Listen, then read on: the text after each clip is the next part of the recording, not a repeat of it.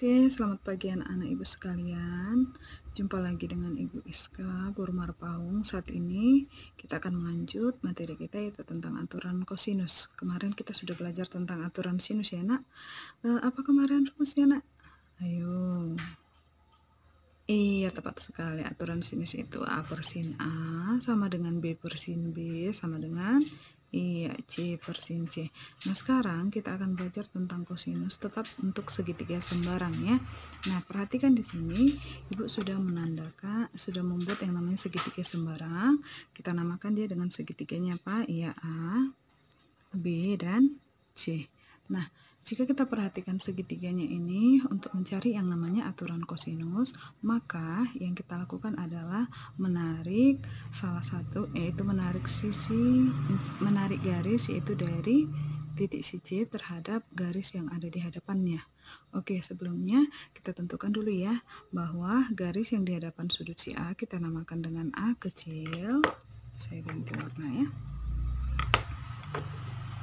Dengan A kecil, sedangkan panjang garis yang di hadapan sudut si B itu dengan B kecil, di hadapan sudut si C itu dengan C kecil. Iya, saya beri jarak jauh ya. Kenapa? Karena kita akan menarik, tadi apa Ibu katakan, menarik garis yang tegak lurus dengan garis si AB. Oke, berarti tegak lurus ya. Nah, kita namakan ini titiknya adalah CD. Nah, sehingga terbentuklah yang namanya dua segitiga siku-siku. Iya, siapa dia? ADB, ADC. Ya, satu lagi siapa nak? Iya, CDB dengan siku-sikunya di D. Oke. Nah, sekarang kita memperhatikan satu yang namanya segitiga yang sebelah kiri, yaitu segitiga siapa? ADC. Oke, kita ambil warna yang lain. Oke, maka di sini kita perhatikan untuk segitiga siapa tadi? A, D, C. Oke.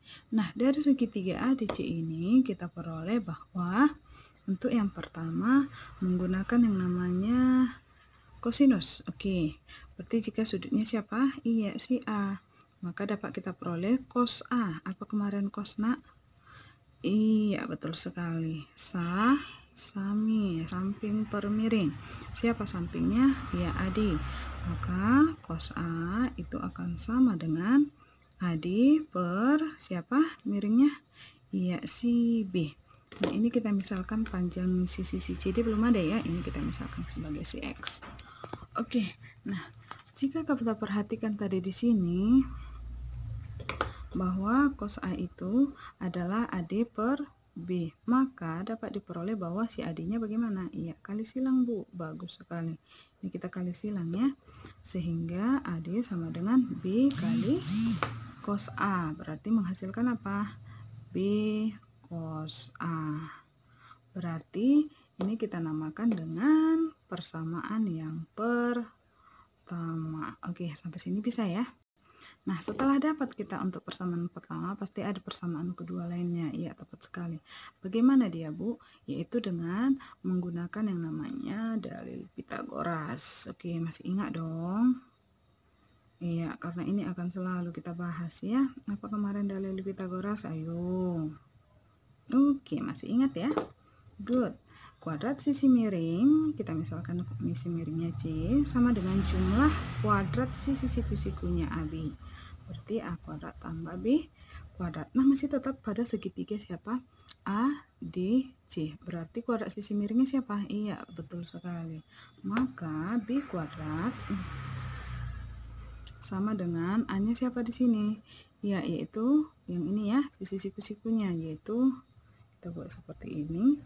Berarti satu kakinya kemari yaitu AD kuadrat ditambah kakinya satu lagi kemari, berarti siapa? Iya, CD kuadrat. Oke, masuk kita ke yang diketahui dulu. Berarti B kuadrat itu sama dengan siapa tadi B kuadrat? Ini ya B ya. Oke, maka B kuadrat sama dengan AD. Oh, AD sudah ada ini Bu. Oke, berarti kita masukkan si AD-nya. Siapa AD-nya? Iya, B cos A. Tapi ini ada pangkat 2 Bu. Oke, berarti pangkat 2 tambah. Kemudian CD. Siapa CD-nya tadi? Ini CD. Siapa? Iya, X. Berarti X kuadrat. Jika kita mencari si X, maka ini apa? B kuadrat kurang B cos A pangkat 2. Bagus. Maka X kuadrat itu akan sama dengan B kuadrat dikurang ya B cos A pangkat 2. Oke. Jadi ini apa, Bu? Iya, ini menjadi persamaan yang kedua. Bu, berarti ada lagi persamaannya. Nah, ini akan kita bahas ya. Oke, sekian dulu untuk yang namanya segitiga A DC. Sekarang kita ambil segitiga yang satu lagi. Yang mana ini ya? C D B. Oke, kita buat di sini. Untuk segitiga C D B. Berarti siku-sikunya di mana? Ini ya, di D ya. Sama ya, ini juga siku-sikunya di D. Oke, pada segitiga C D B ini juga akan berlaku yang namanya dalil Pitagorasnya. Berarti siapakah sisi miringnya? Oke, berarti sisi miringnya adalah siapa? Iya, si A. Berarti kuadrat sisi miring A kuadrat sama dengan kuadrat sisi siku-sikunya. Kakeknya kemarin pertama siapa? Iya, si CD ya. Oke, si CD ya. Berarti kita buat A kuadrat sama dengan si CD siapa? Si X ya. Maka X kuadrat ditambah dengan si BD. Oke, coba kita perhatikan.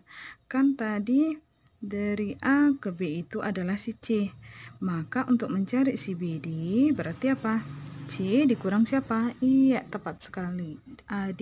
Maka C kurang AD pangkat 2. Itu dia untuk siapa? Si BD. Oke, maka kita lanjutkan, Nak. Maka A kuadrat itu akan sama dengan siapa si X tadi? Nah, kita perhatikan tadi. Siapa si X kuadrat? Nah, ini dia. Kita masukkan kemari. B kuadrat dikurang apa? Ya, B cos A pangkat 2 ditambah C. Berarti C-nya tetap ya. Maka C dikurang AD. Siapa AD? Nah, ini AD. Kita masukkan. Berarti apa? B cos A pangkat 2. Oke, berarti kita selesaikan yang ini.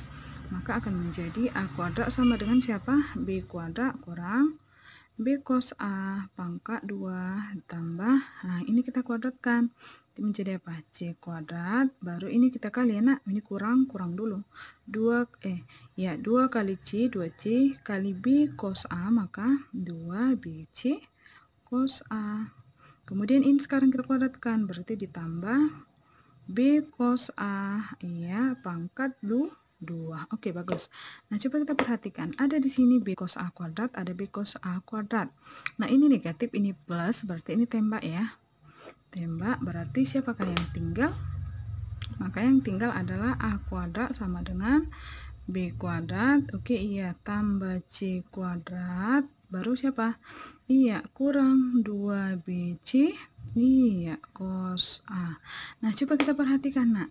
Sehingga hasilnya inilah yang dinamakan menggunakan aturan kosinus. Ini untuk dia sisi si A. Bagaimana dengan B dan C? Nah, ini dapat kita peroleh juga ya. Bagaimana, Bu?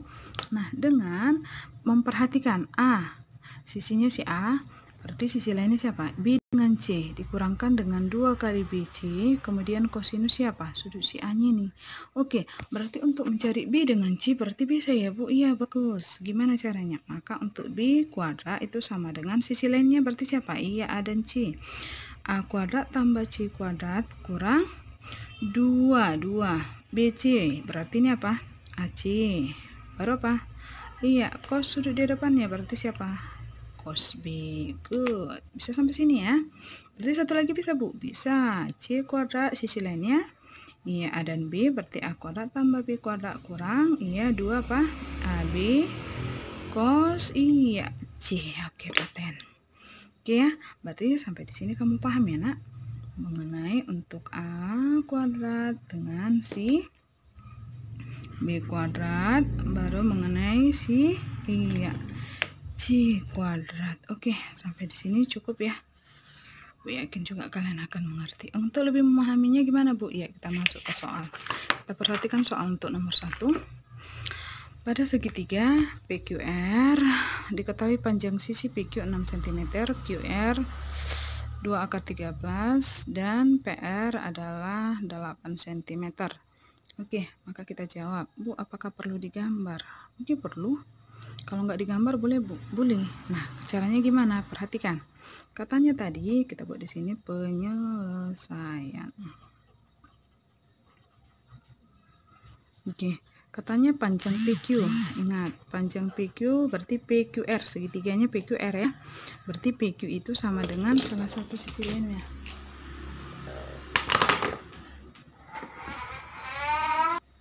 Berarti PQR sama PQ, panjang sisi PQ itu sama dengan apa? R kecil. Iya, bagus. QR berarti sisi yang enggak ada PQR. P, iya ini berarti P kecil. Kalau dia PR berarti siapa yang enggak ada? Q, berarti ini Q kecil. Yang ditanya adalah besar sudut si QPR. Berarti kalau dia sudut si QPR yang di tengahnya, berarti siapa? Sudut si P. Oke. Nah, bagaimana cara menjawabnya ini? Karena ditanya adalah sudut si P, berarti di hadapannya siapa? Iya, si panjang sisi P. Berarti gimana? Berarti kita cari adalah si P kuadratnya dulu. Dari sini gimana? Iya, P kuadrat. Sisi lainnya berarti siapa? Q dan R. Berarti gimana? Q kuadrat tambah R kuadrat dikurang, iya, 2QR cos siapa? Iya, sudut si P. Oke, mantap. Berarti gimana Bu? Ya tinggal masukkan saja. Oh gitu Bu. Ya, ayo mari kita bahas bersama. P kuadrat, siapa si P nya di sini? Nah, QR berapa tadi? 2 akar. Kita buat dulu ya. PQ adalah 6 cm. QR 2 akar 13. PR adalah 8, tinggal masukkan kemari. Oke, P berarti 2 akar 13 kuadrat sama dengan Q. 8 kuadrat ditambah R, 6 kuadrat dikurang 2 kali 8 kali 6 cos sudut si P. Oke, 2 akar 13 dikuadratkan. Ayo, kemarin dibuat jari 2 kuadrat 4, akar 13 kuadrat 13 sama dengan 8 kuadrat 64. 6 kuadrat 36 kurang 2 kali 8 kali 6, 8 kali 6 dulu, 48 kali 2 96 cos sudut si P. Good. 4 kali 13 berapa? Ya. Jangan gitu. Oke, maafkan anak ibu ya. Kita lanjut ya. Oke, sudah diamankan. 4 kali 13 tadi adalah berapa? 4 kali 3 12, satu di tangan berarti 52 sama dengan 64 tambah 36 adalah 100. Jadi gini ya, jangan dikurangkan dengan 96. Oke, jadi jangan 100 dikurang 96 gitu, tidak, karena ini kan 96 melekat kepada cos sudut si P, jadi nggak bisa langsung kita kurangkan ya nak, karena dia melekat berarti menyatakan ini perkalian 96 kali cos sudut P. Oke, paham ya? Dikurang dengan 96 cos sudut P. Oke, bagaimana ini Bu? Berarti yang ini yang kita kurangkan kemari. Oke, atau ini duluan kita balikkan. Maaf, maksudnya kita pindah ruas, yaitu min 96 berarti jadi positif. 96 cos sudut P itu akan sama dengan 100 kita kurangkan dengan 52. Oke, good. 96 cos sudut P itu akan sama dengan 100 kurang 52 berapa? Iya, 48. Oke, nah sehingga cos sudut si P itu akan sama dengan berapa nak? Iya, 48 per 96. Oke, yang ini 96 nya. Cos sudut si P itu akan sama dengan, ini bisa kita bagi ya. Ya, sama-sama kita bagi dengan 48. Ini dapat 1, ini dapat 2. Oke, sehingga cos sudut P adalah 1/2. Cos berapakah yang setengah? Oke, good. Cos sudut P itu akan sama dengan cos, masih ingat ya sudut istimewa, cos 30, 45, 60 atau 90 atau 0. Iya, cos 30 derajat. Oke, cosnya kita tembak. Berarti tinggal siapa? Iya, sudut si P. Ya, sudut si P sama dengan siapa tadi? Iya, sama dengan sudut QPR yang menjadi pertanyaan. Sudut QPR itu akan sama dengan berapa ini? Iya, 30 derajat. Jadi, jawabannya adalah 30 derajat. Siapa di sini? Oke, jawabannya adalah si. Oke, sampai sini paham ya, Nak?